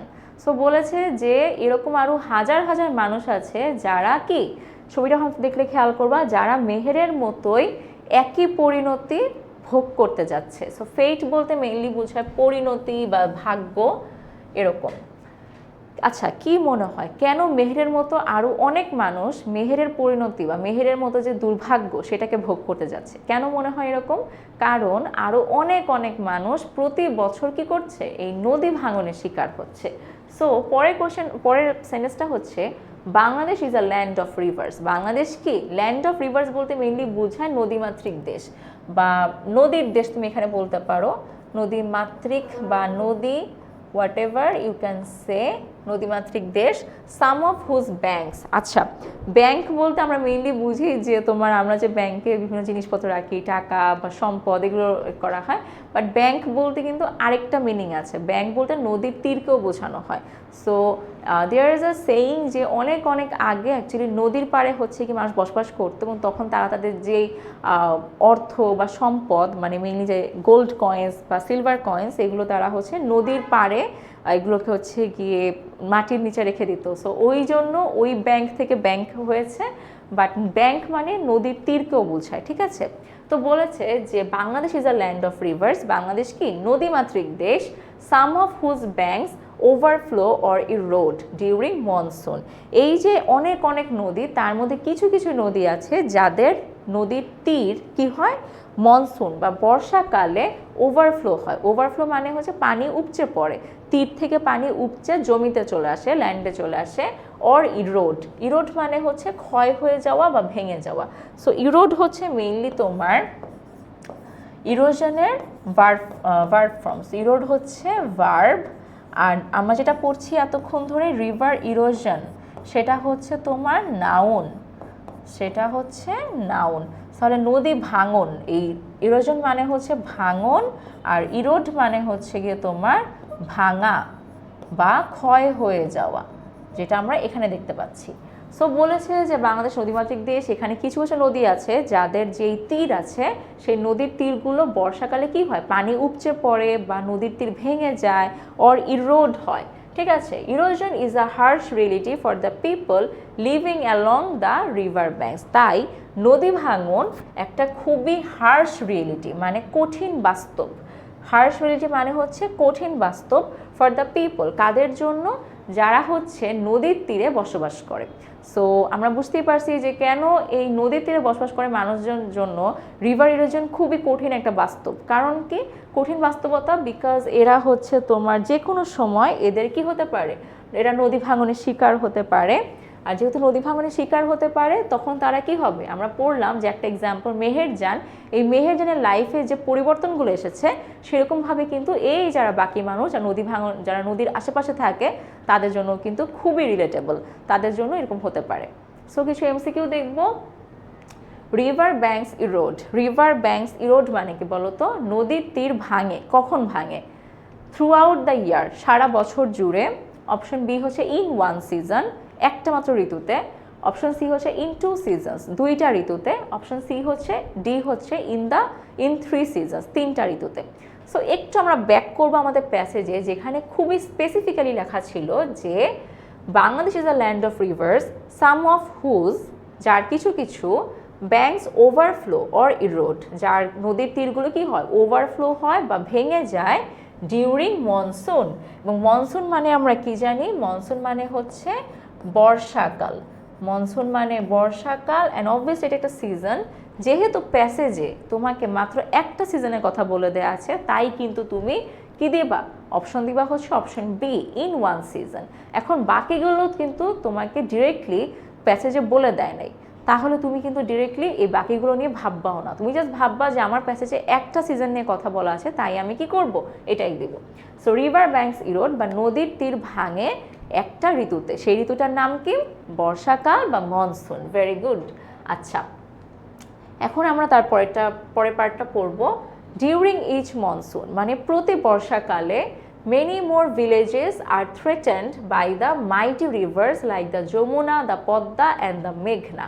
তো বলেছে যে প্রতি বর্ষাকালে অনেক অনেক গ্রাম থ্রেটেন্ড মানে কি বলতো? থ্রেটেন্ড মানে হচ্ছে ভয় পায় বা হচ্ছে গিয়ে তোমার আঘাত পাওয়ার যে ভয়, সেটাকে বলা হয় থ্রেট। সো আমরা জানি না থ্রেট, সো থ্রেট এর যে ভার্ব সেটা হচ্ছে threaten. So are threatened by the mighty rivers. আবারও মাইটি, মাইটি মানে কি ছিল? শক্তিশালী, এটা ছিল অ্যাডজেক্টিভ। সো বলেছে যে শুধুমাত্র যে যমুনা নদী আমাদেরকে থ্রেট করে অ্যাবাউট রিভার ইরোশন সেটা কিন্তু না, এরকম আরও মাইটি রিভার্স আছে, যেমন যমুনা, মেঘনা, পদ্মা।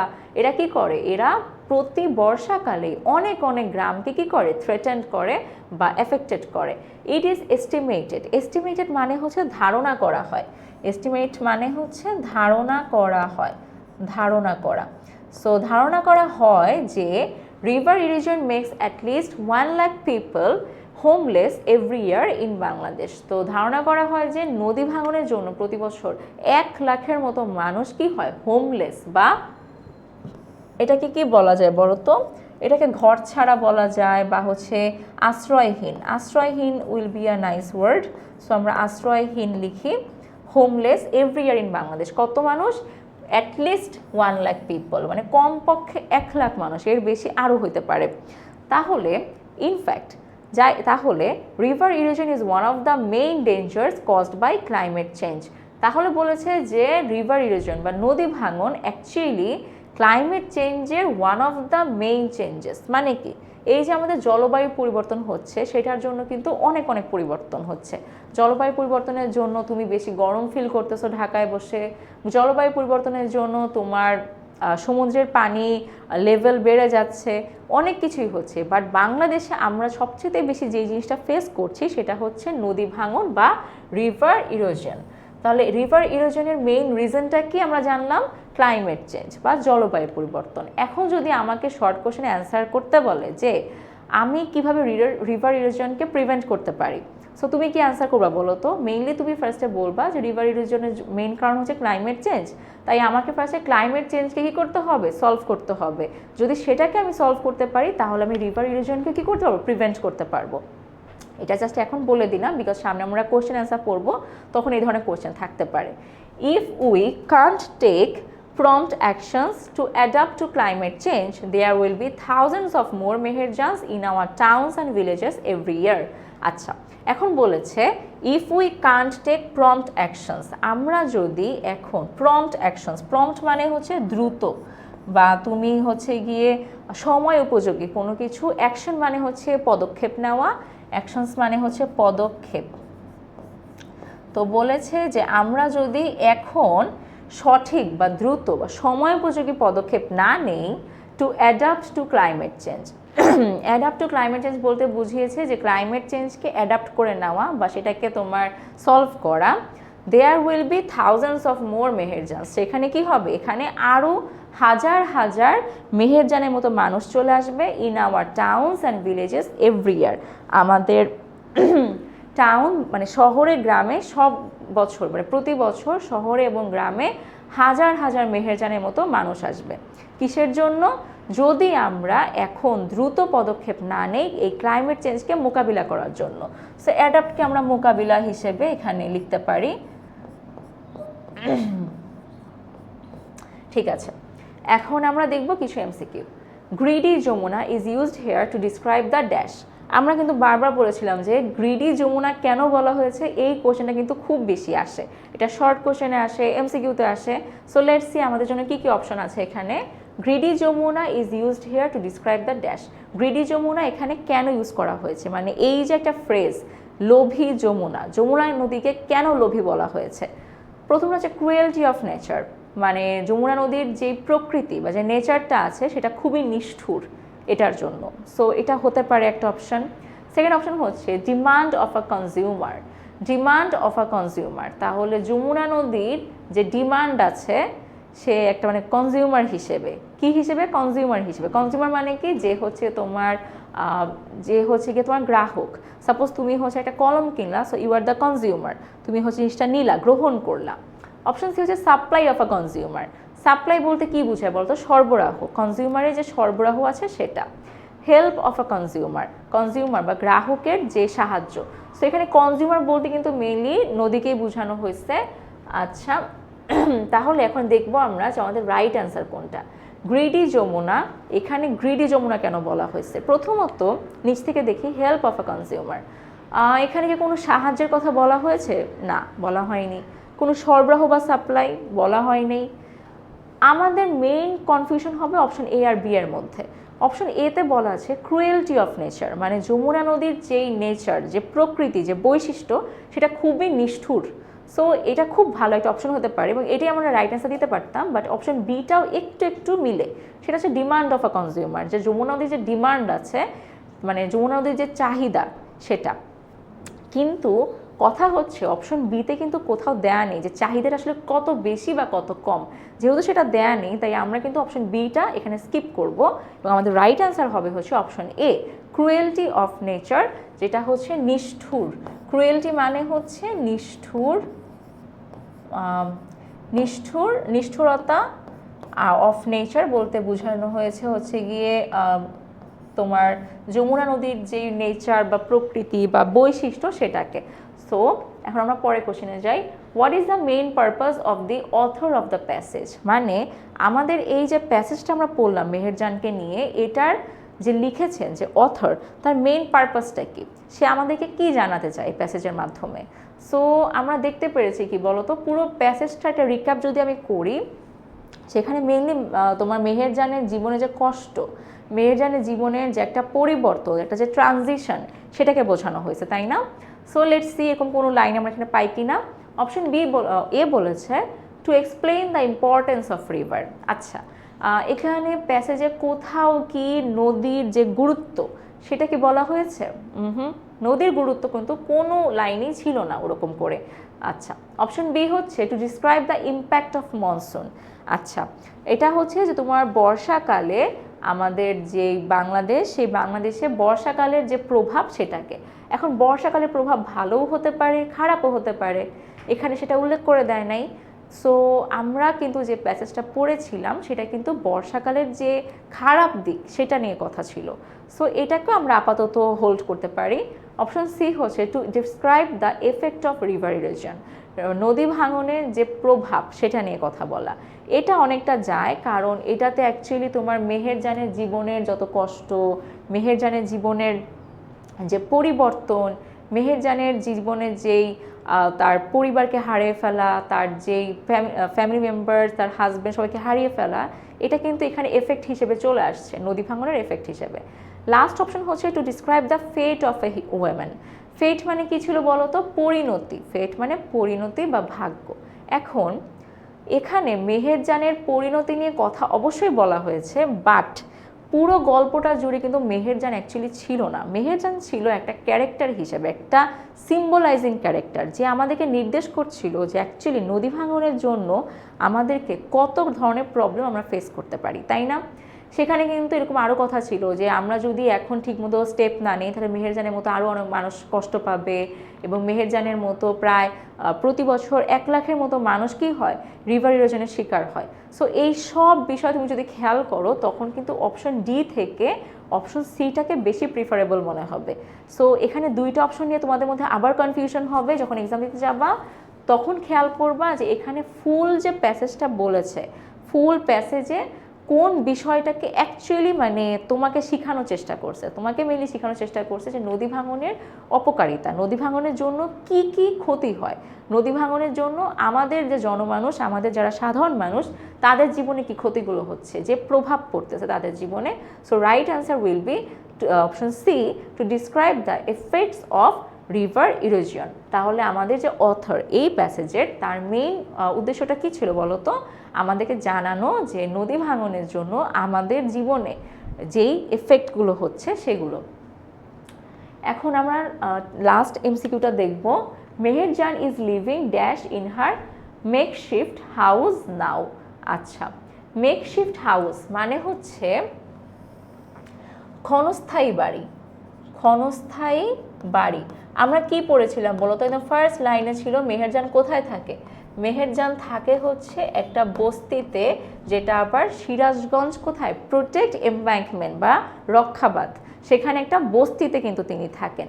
তাহলে এখানে বলেছে যে Meherjaan is living dash in her makeshift house নাও, মানে মেহেরজান এখন তার যে ক্ষণস্থায়ী বাড়ি সেখানে কি করছে, বসবাস করছে উইথ হার রিলেটিভস, তার আত্মীয়দের সঙ্গে, উইথ হার হাজব্যান্ড, তার হাজব্যান্ডের সঙ্গে, উইথ হার ফ্যামিলি, তার পরিবারের সঙ্গে, এবং লাস্ট অপশন হচ্ছে অ্যালোন। আচ্ছা, এখন একটু রিক্যাপ করো পিছনে, একটু পিছনে যদি তুমি খেয়াল করো যে মেহেরজানের হাজব্যান্ড কিন্তু মারা গিয়েছে, এবং সেটা খুব সুন্দর করে এক্সপ্লেন করা আছে যে তার হাজব্যান্ড মারা গিয়েছে হচ্ছে গিয়ে রোগের মাধ্যমে, আর তার ফ্যামিলিও রোগে মারা গিয়েছে। রিলেটিভসের কোনো কথা তোমার প্যাসেজে ছিল না, যেহেতু ছিল না তাই তুমি এটা আনতে পারবা না। অ্যালোন, অ্যালোন কেন হতে পারে? কারণ অ্যালোন একটা লাইন ছিল যে she is the only one left, মানে এখন একমাত্র মেহেরজানি বেঁচে আছে এই সব দুঃখ কষ্ট এগুলো কি করা, সহ্য করার জন্য। তাহলে এখানে কি ছিল? অনলি ওয়ান লেফট, তার মানে কি she is the only person যে এখন বেঁচে আছে, that is she is actually alone now. তাহলে Meherjan is living alone in her makeshift house now. Meherjan এখন তার যে ক্ষণস্থায়ী বাড়ি, যে বস্তিতে, সেখানে কি করেন? একদম একা একা থাকে। আচ্ছা, এবং এই কোশ্চেনটা এসেছে হচ্ছে যশোর বোর্ড 23 এবং দিনাজপুর বোর্ড 19। তাহলে দেখো 4 বছর পরে কোশ্চেন রিপিট করছে। সো তোমরা যারা সিন প্যাসেজ নিয়ে অ্যাকচুয়ালি ভয় পাও, তাদের জন্য ভয় পাওয়াতে কোনো কারণ নাই। হয়তো তুমি খুব একটা ভালো ইংলিশ পারো না, বাট তুমি ভালো মার্কস পেতে পারো যদি তোমার কি থাকে, তোমার ট্যাক্টফুলি তুমি পড়াশোনাটা করতে পারো। আচ্ছা, এখন আমরা আরেকটু কোশ্চেন অ্যান্সার করব বোনাস হিসেবে। What does the word demolish mean? Demolish, demolish মানে হচ্ছে ধ্বংস করা, ডিমলিশ মানে হচ্ছে ধ্বংস করা। সো এখন আমরা দেখব যে আমাদের যেই অপশনগুলো আছে সেই অপশনগুলোর মধ্যে কোনটা তোমার ডিমলিশ বা ধ্বংসের সাথে সবচেয়ে বেশি মিলে। বিল্ড, বিল্ড মানে নির্মাণ করা, অবভিয়াসলি তাহলে ডিমলিশের অপোজিট ওয়ার্ড হবে বিল্ড। প্রিজার্ভ, প্রিজার্ভ মানে সংরক্ষণ করা, এটাও হবে না। ডিস্ট্রয় মানে ধ্বংস করা, এটা হতে পারে, বাট আমরা অপশন ডিটাও দেখব। সাপোর্ট, সাপোর্ট হচ্ছে গিয়ে কি বলো তো, সাপোর্ট করা, সহযোগিতা করা। সো এখানে বাকি যে এ বি ডি তিনটা অপশন, তিনটা আসলে কোনোটাই কাজে লাগতেছে না। So right answer will be destroy. So what does the word demolish mean? Destroy বা ধ্বংস করা। ওকে, এখন পরের কোশ্চেনে যাই। পরের কোশ্চেনটা হচ্ছে গিয়ে আমরা এখন চলে আসবো আমাদের short question answer. So short question অ্যান্সারের বেলায় আমি কিছু টিপস একটু ফার্স্টে দিয়ে নিই। সেটা হচ্ছে যে শর্ট কোশ্চেন অ্যান্সার কীভাবে সলভ করবা। সলভ করবা হচ্ছে গিয়ে মেইনলি ফার্স্টে প্যাসেজটা খুব ভালো মতো পড়া, প্যাসেজের মধ্যে যেই সামারিটা আছে সেটা অ্যাকচুয়ালি নিজের মধ্যে ধারণ করা, এবং যখন লিখতে বসবে তখন হচ্ছে খুব টু দি পয়েন্ট অ্যান্সার দেওয়া। অনেকে আছো যে খুব এপাশ ওপাশ থেকে অনেক কথা লিখে নিয়ে অনেক বড় করে লিখো, এর কোনো দরকার নেই, বিকজ জাস্ট 2 মার্কসের জন্য কোয়েশ্চেন। তুমি 2 to 3 লাইন্স লিখলে মোর দ্যান ইনাফ, এবং যদি খুব সুন্দর করে গুছিয়ে লিখতে পারো তাহলে তো মার্কস পেয়ে যাবে ইনশাল্লাহ। এবং শর্ট কোশ্চেন অ্যান্সার অনেকের একটা ভুল ধারণা যে হয়তো ফুল মার্কস দেয় না, হয়তো তোমার স্কুলে দেয় না, বাট বোর্ডে কিন্তু ঠিকই দেয়, বোর্ডে কিন্তু ফুল মার্কস দেয়। সো বোর্ডে তুমি ফুল মার্কস পেতে হলে কি করতে হবে? বোর্ডে ফুল মার্কস পেতে হলে একটু ভালো মতো আমাদের শর্ট কোশ্চেন অ্যান্সারগুলো সলভ করতে হবে। এবং আমি পড়ানো শুরু করলে দেখবো যে আমি আরও কিছু টপ টিপস দিব। সো লেটস গো। যেটা বলেছিলাম যে একটা খুবই কমন কোশ্চেন আছে আমাদের এই প্যাসেজের, সেটা হচ্ছে যে কেন যমুনা নদীকে গ্রিডি বলা হয়েছে। সো আমাদের ফার্স্ট কোশ্চেন কিন্তু এটাই, why does the author call the Jamuna greedy? Author বা হচ্ছে লেখক কেন যমুনা নদীকে লোভী বা গ্রিডি বলেছেন? এবং ভালো মতো খেয়াল করলে দেখবা যেখানে রাজশাহী বোর্ড 24, বরিশাল বোর্ড 22, এই কোশ্চেনগুলো এখানে এই কোশ্চেন কিন্তু এসেছে, এর আগে কয়েকবার এসেছে। সো তোমার প্যাসেজ যদি এটা হয়, মাস্ট এই কোশ্চেনটা 90% সম্ভাবনা আছে আসতে পারে। So before jumping into the real answer, একটু ভাবি আমরা যে অথর কেন যমুনা নদীকে লোভী বলতে পারে বলো তো? বিকজ যমুনা নদী শুধুমাত্র মেহেরজান না, মেহেরজানের মতো আরও অনেক অনেক মানুষের জীবন কি করেছে বলো তো? জীবন ধ্বংস করে দিচ্ছে। কিভাবে ধ্বংস করে দিচ্ছে? নদী ভাঙনের মাধ্যমে সেই যমুনা নদী তাদের যেই সম্পদ, সম্পত্তি, বাড়িঘর, পরিবারের মানুষ সবাইকে কিন্তু কেড়ে নিয়েছে।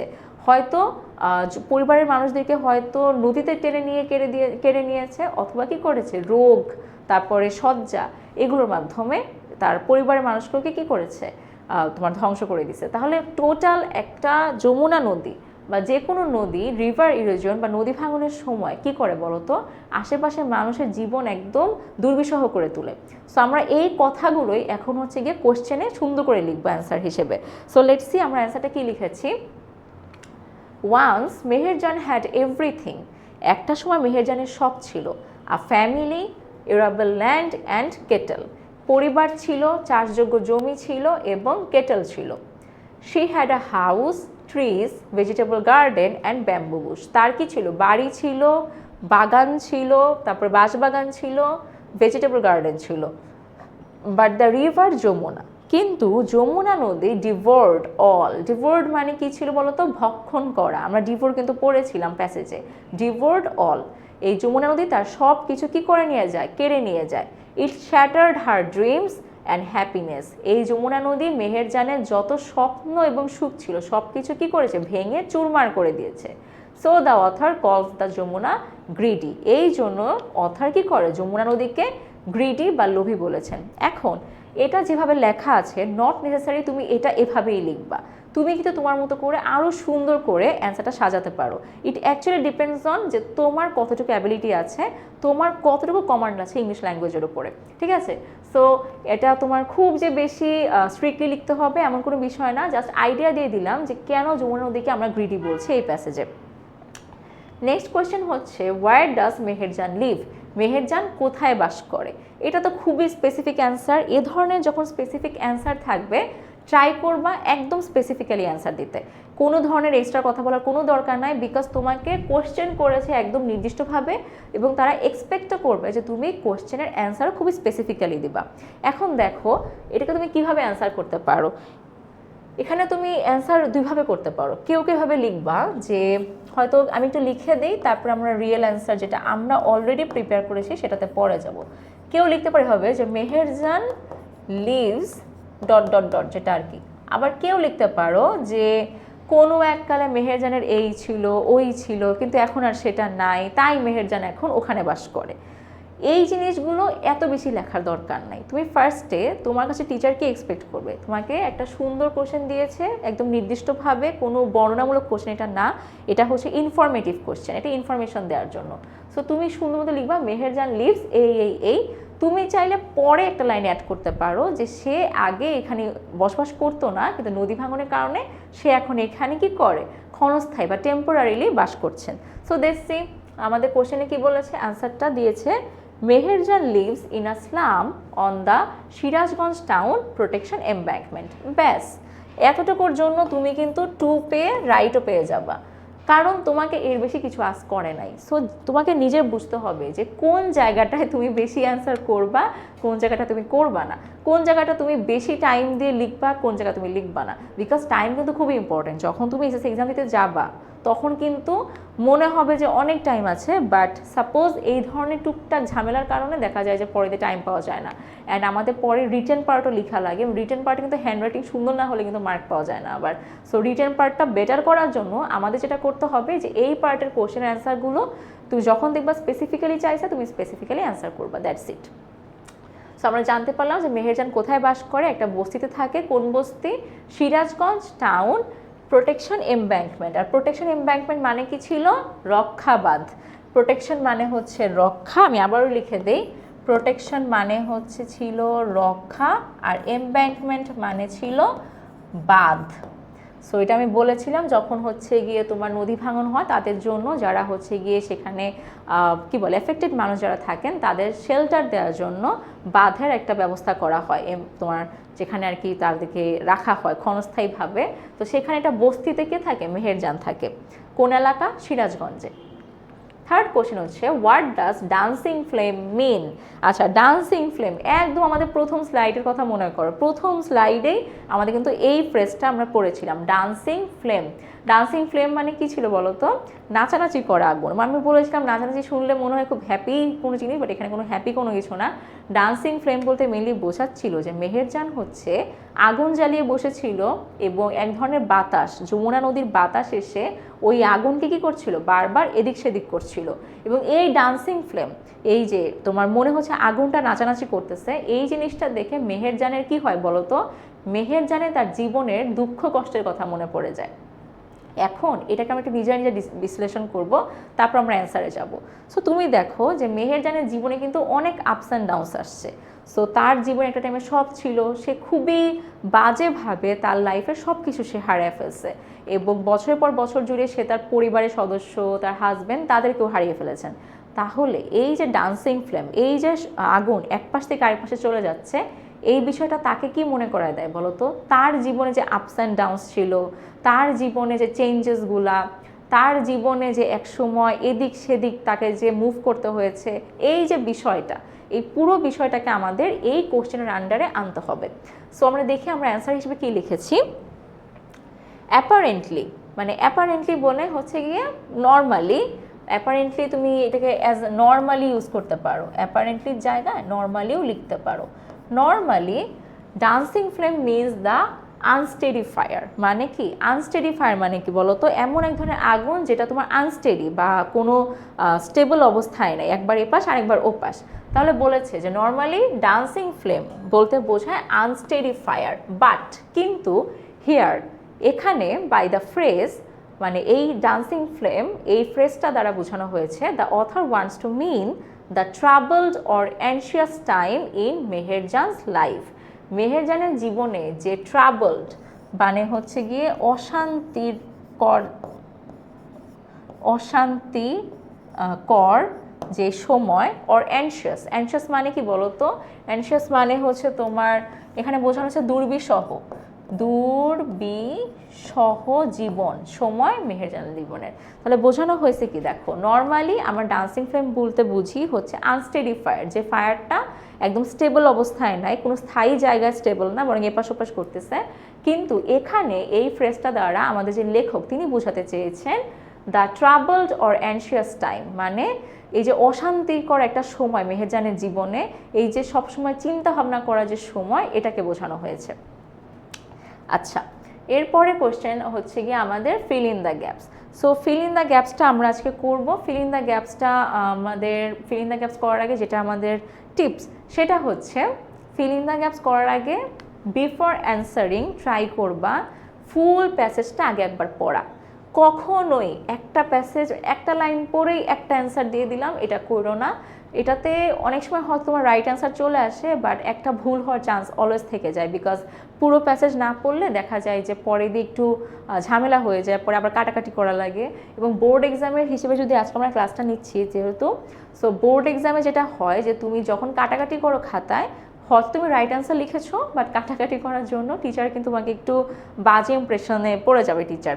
সো সেটা আমরা একদমই করব না, আমরা একদমই কোনো ধরনের কি বলা যায় কাটাকাটি করার ট্রাই নাই করব আমরা, ঠিক আছে? সো আমরা দেখি যে climate change is a dash word for today's world. Climate change is a dash word. তাহলে দেখি তো ক্লাইমেট চেঞ্জ এখনকার সময় কেমন শব্দ, কি মনে হয়? এমন একটা শব্দ যেটা খুবই ফেমাস, এমন একটা শব্দ যেটা খুবই কনসার্নিং, এমন একটা শব্দ যেটা হচ্ছে গিয়ে তোমার এখন বাজিং ওয়ার্ড বা বাজ ওয়ার্ড। সো এখানে আমাদের অ্যান্সার কয়েক টাইপের হতে পারে।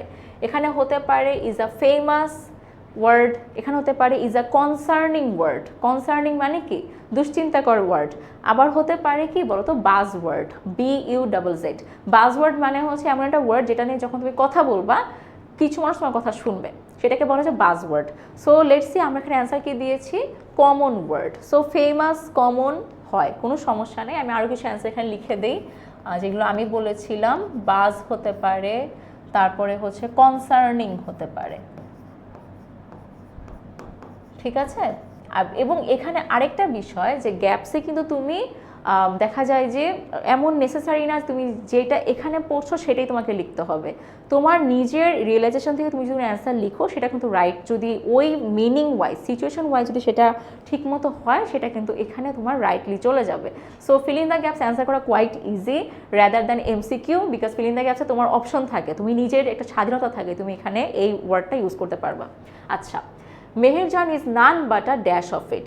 Meherjaan is none but a victim of it. Meherjaan এই যে ক্লাইমেট চেঞ্জ সেটার একজন ভিকটিম ছাড়া আর কিছুই না। অ্যান্সার কি ভিকটিম অফ ইট। এবং ভিকটিম ছাড়া এখানে অন্য কিছু হবে না। কেন হবে না? বিকজ একদম ক্লাসের মাঝে আমি একটা জায়গায় ভিকটিম অফ বলেছিলাম যে অ্যাপ্রোপ্রিয়েট প্রিপোজিশন, যে এখানে ভিকটিমের পরে অফই বসবে, এবং বলেছিলাম যে অ্যাপ্রোপ্রিয়েট প্রিপোজিশনগুলো জানা খুবই ইম্পর্ট্যান্ট। কেন ইম্পর্ট্যান্ট?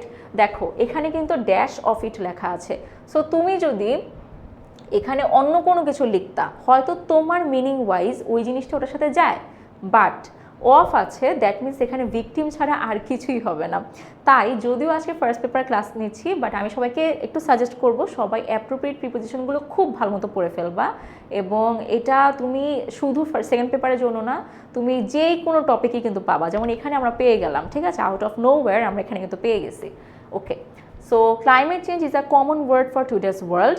আজকের দিনের জন্য ক্লাইমেট চেঞ্জ খুবই একটা সাধারণ শব্দ। Meherjan is none but a victim of it. Meherjan ওই ক্লাইমেট চেঞ্জের একজন ভিকটিম ছাড়া আর কিছুই না। She lost everything because of dash erosion. সে সব কিছু হারিয়ে ফেলেছে because of what? Because of river erosion, বা নদী ভাঙনের জন্য সে সব কিছু হারিয়ে ফেলেছে। নাও she is running with great dash. Now she is running with great dash. Running বলতে এখানে দৌড়ানো বোঝায় নেই, রানিং বলতে বোঝানো হয়েছে তার জীবন কিভাবে চলতেছে। With great difficulties, with great sorrows, with great pains, hardship. তুমি এখান থেকে যে কোনো একটা দিতে পারো, যে তার জীবন এখন অনেক বেশি কি কষ্টের মধ্য দিয়ে যাচ্ছে। It is sad to dash that every year Meherjan gets new companions. Companion মানে হচ্ছে সঙ্গী। সো নর্মালি সঙ্গী খুব পজিটিভ একটা ওয়ার্ড, কম্পানিয়ন খুব পজিটিভ একটা word, like friends are our companions. But এখানে কম্পানিয়ন্সটা কোনো হ্যাপি ওয়ার্ড হিসেবে ইউজ হয় না। এটাকে বুঝতে হবে যে এখানে কম্পানিয়ন ওয়ার্ডটা কেন ইউজ করা হয়েছে। এখানে ইউজ করা হয়েছে যে খুবই কষ্টের বিষয় যে প্রতি বছরই মেহেরজান নতুন নতুন সঙ্গী পায়। তার মানে কি প্রতি বছরই অনেক অনেক মানুষ মেহেরজানের মতো এই দুর্ভাগ্যের পরিণতির শিকার হচ্ছে। সো এখানে কি বলা যায়? ইট ইজ স্যাড টু, এখানে তুমি কী দিতে পারো? সে দিতে পারো, স্টেট দিতে পারো। দেখি এখানে কি দিয়েছে, নো বা লার্ন। এক্স্যাক্টলি, তুমি এখানে চাইলে স্টেট দিতে পারো, STATE, যে এটা খুবই দুঃখের বিষয় এটা জেনে যে মেহেরজান প্রতি বছরই নতুন নতুন কি পায়? সঙ্গী পায়। Meherjaan is a typical dash women who lives in a slam. Meherjaan একজন খুবই সাধারণ মহিলা যে কি করে, যে হচ্ছে বস্তিতে বাস করে। সো এখানে কি হতে পারে একটু ভাবো, কেমন সাধারণ মহিলা? Is a typical dash women who lives in a slum. তুমি বাংলাদেশি লিখতে পারো, তুমি এখানে আর কি লিখতে পারো? Bangladeshi. Bangladeshi is the right answer. এখানে এছাড়া আর তেমন কোনো ওয়ার্ড আমরা লিখতে পারবো না। Meherjaan is a typical Bangladeshi women, একজন বাংলাদেশি মহিলা, খুবই সাধারণ। টিপিক্যাল বলতে বোঝায় সাধারণ, টিপিক্যাল বলতে বোঝায় সাধারণ মহিলা বাংলাদেশি যিনি কি করেন? স্লামে বাস করে। She lost her shelter and properties. Shelter মানে কি? আশ্রয়। প্রপার্টিজ মানে সম্পত্তি।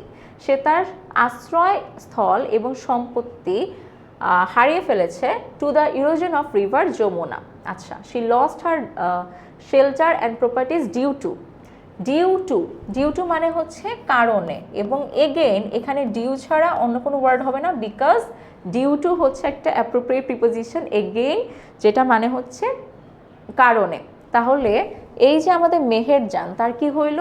সে হচ্ছে গিয়ে তোমার তার যে আশ্রয়স্থল, তার যে সম্পত্তি সব কিছু হারিয়ে ফেলেছে। কিসের জন্য? এই নদী ভাঙনের জন্য। She also lost her family. সে তার পরিবারকেও হারিয়ে ফেলেছেন। Her husband had died of diseases caused by poverty and dash of food. আচ্ছা, তার হাজব্যান্ড মারা গেছেন কোন রোগে? এমন রোগে যেটা কারণ ছিল হচ্ছে দরিদ্রতা এবং ড্যাশ অফ ফুড। একটু মনে করে দেখি আমরা, প্যাসেজে ছিল, প্যাসেজে একটু আমরা চাই যদি তোমাদের কাছে এখন একটু ইজি হবে। আচ্ছা, প্যাসেজটা একটু দূরে চলে গেছে আমাদের জন্য, একটু জাস্ট রিকল করি। প্যাসেজে এটা ছিল যে কি হয়, নদী ভাঙনের সময় দরিদ্রতা খুব বেশি দেখা যায় এবং খাবারের খুব অভাব দেখা যায়। সেই জন্য অনেক অনেক রোগের কারণে সে বছরের পর বছর ধরে তার হাজব্যান্ড এবং তার পরিবার সদস্যদেরকে কী করে? হারিয়ে ফেলে। এই যে খাবারের অভাব, এই অভাবের মিনিংটা আমাদের এখানে দিতে হবে।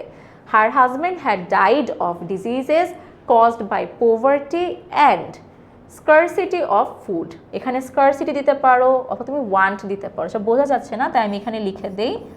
Scarcity will be the perfect word. আর যদি স্কারসিটি মনে না থাকে ওয়ান্ট অফও দেওয়া যায়। স্কারসিটি অফ ফুড বা ওয়ান্ট অফ ফুড মানে হচ্ছে খাবারের যে অভাব, খাদ্যাভাব। Now she is only a slum dash. সে এখন শুধুমাত্র একজন স্লাম ডুয়েলার বা বস্তি বাসিন্দা, যে বস্তিতে বাস করে। যদিও এককালে তার অনেক অনেক সম্পত্তি ছিল, সে অনেক হ্যাপি ছিল, তার হাজব্যান্ড ছিল, ফ্যামিলি মেম্বার্স ছিল, বাট এখন তার আর কোনো পরিচয় নাই। সে এখন শুধুমাত্র এই রিভার ইরোশনের জন্য, এই যমুনা নদী গ্রিডের জন্য সে এখন জাস্ট একজন কি বস্তি বাসিন্দা। তাহলে বাসিন্দার ইংলিশ হচ্ছে ডুয়েলার। এটা এখানে বোঝা যাচ্ছে না, তাই আমি এখানে লিখে দিচ্ছি DWELLER, স্লাম ডুয়েলার। ডুয়েলার মানে হচ্ছে বাসকারী, এটা আমি বাসিন্দা লিখি, ডুয়েলার মানে বাসিন্দা। ওকে, লাইক মেহেরজান, মেহেরজানের মতো there are many people who have become the dash of river erosion.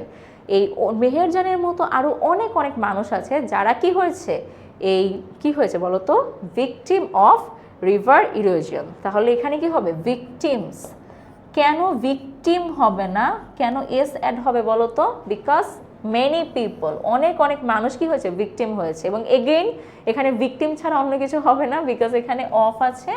Of, victim of মানে হচ্ছে গিয়ে তোমার অ্যাপ্রোপ্রিয়েট প্রিপোজিশনের মধ্যে পড়ে, এটা মানে হচ্ছে ভিকটিম হওয়া বা ক্ষতিগ্রস্ত হওয়া, এই জন্য এখানে ভিকটিম হবে। সো বলেছে কি, মেহেরজানের মতো দেয়ার আর মেনি পিপল, অনেক অনেক মানুষ আছে যারা কি হয়, যারা হয়েছে এই তোমার, যারা এই রিভার ইরোশন বা নদী ভাঙনের শিকার হয়েছে। সো আজকে আমাদের ক্লাস এখানেই শেষ, বাট আমরা আরেকটু জাস্ট দেখবো, সেটা হচ্ছে এগেইন মাস্টার বুক নিয়ে কথা বলার ছিল। মাস্টার বুকটা তোমরা কীভাবে পড়বা, ফার্স্টে বলেছিলাম ক্লাসের ম্যাপ পদ্ধতি, মাস্টার, অ্যাপ্লাই অ্যান্ড প্রুফ। দেন আছে হচ্ছে 10-10 আছে। সো 10-10 হচ্ছে গিয়ে আমাদের যেটা ডাউট সলভার, 24/7 তোমরা এটা ইউজ করতে পারবা, 24/7 তোমরা ইউজ করতে পারো আমাদের ডাউট সলভ করার জন্য। একটু আবারও বলে দিচ্ছি, হয়তো তোমরা অলরেডি অনেকে ইউজ করো বা সামনে করবা। এবং দেন আছে হচ্ছে তোমার 24/7, এবং এটা হচ্ছে আমাদের হটলাইন নাম্বার 16910। তোমাদের যে কোনো প্রবলেমে, কোর্স রিলেটেড যে কোনো সমস্যায় তোমরা কিন্তু এই নাম্বারে কল দিতে পারো। এবং আমরা কিন্তু আমাদের যে পেইড ক্লাসগুলো, যেগুলো আমরা নর্মালি ব্যাচের ক্লাসগুলো নিয়ে থাকি, আমরা কিন্তু এভাবেই টপিকটা খুবই কি বলবো, ইলাস্টিক্যালি সবগুলো এক্সপ্লেন করে থাকি। এবং আশা রাখবো আজকে আমরা সিন প্যাসেজের যে টপিকগুলো পড়লাম, যে আমরা সিন প্যাসেজ থেকে এমসিকিউ, শর্ট কোশ্চেন এবং ফিল ইন দ্য গ্যাপস, ইনশাল্লাহ আশা করছি তোমরা সবাই খুব ভালো মতো অ্যান্সার করতে পারবা। এবং আগামী ক্লাসগুলো তোমাদের সাথে আমার আবার দেখা হবে ইনশাল্লাহ। So let's hope for the best. আজকের জন্য সবাইকে আল্লাহ হাফেজ, আসসালামু আলাইকুম অ্যান্ড গুড বাই। ইনশাল্লাহ সবার সাথে আবারও দেখা হবে কোনো একদিন লাইভ ক্লাসে। টিল দেন সবাই ভালো থাকো, সুস্থ থাকো। আসসালামু আলাইকুম।